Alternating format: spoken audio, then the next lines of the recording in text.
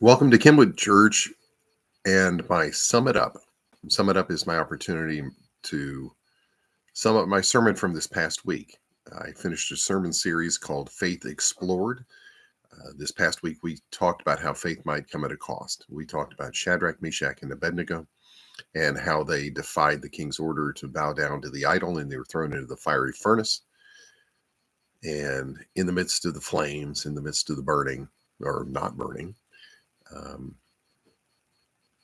King Nebuchadnezzar saw a fourth man in the fire. We think of that as a theophany, a physical appearance of God. Some think it was the pre-incarnate Christ that stood there with them. It's a reminder that in the midst of the turbulence and difficulty of life, God is right there with us. All the while, we're not alone. To me, the interesting part of this story is that Nebuchadnezzar, after he sees the children of Israel able to come out of the burning furnace, he talks about God in a different way. He talks about God as El Elyon, the God Most High.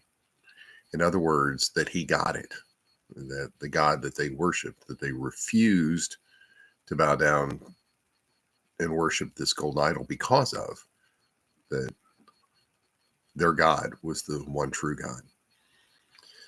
You know, sometimes our acts of faith are more about the people who see us being faithful than it is about us. Now, I'm not talking about any bragging kind of way or